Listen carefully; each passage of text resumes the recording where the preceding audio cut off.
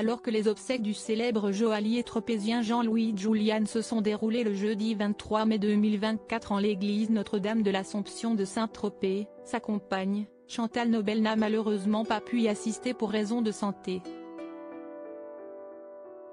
Mardi 21 mai 2024, le journal régional Var Matin a annoncé une bien triste nouvelle dans ses colonnes. En effet, le quotidien a révélé que le célèbre joaillier créateur de la boutique du Passage du Port, Jean-Louis Julian, était mort le vendredi 17 mai 2024.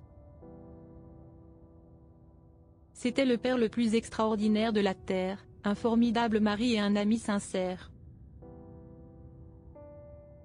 Partir un 17 mai, jour de la bravade, est tout à fait représentatif de l'amour qu'il portait à Saint-Tropez, a indiqué sa fille Anne-Charlotte Julian.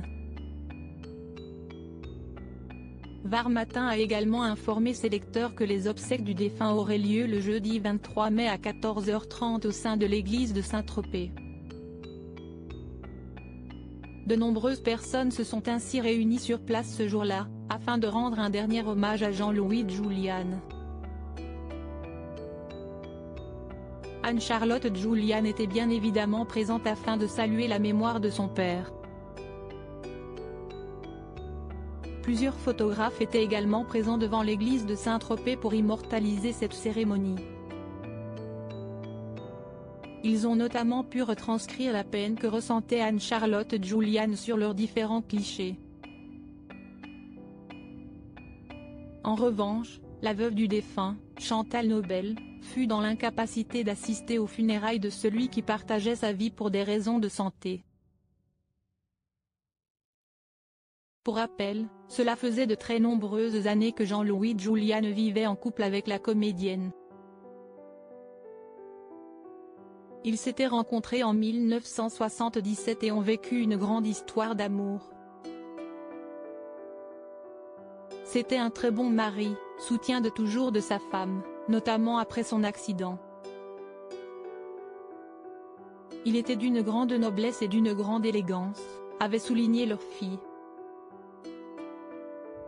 Jean-Louis Julian et Chantal Nobel se sont mariés en 1985.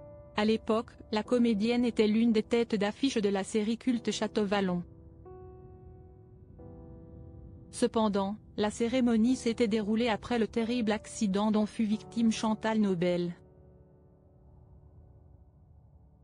Sacha Distel était au volant lors du grave accident de Chantal Nobel au sommet de sa carrière. L'actrice avait participé à l'enregistrement d'un épisode de l'émission culte Champs-Élysées le 28 avril 1985. Ce jour-là, elle a notamment partagé la scène avec le chanteur Sacha Distel. Ils vont ensuite quitter le plateau ensemble en voiture. Passagère du véhicule que le musicien conduisait, elle fut alors victime d'un grave accident, qui l'a plongée dans le coma durant 21 jours. Chantal Nobel a par la suite conservé d'importantes séquelles physiques, étant donné qu'elle est devenue handicapée à vie à 80%. L'actrice portera ensuite plainte contre Sacha Distel, qui sera finalement condamné à 1 an de prison avec sursis pour blessure involontaire en 1988.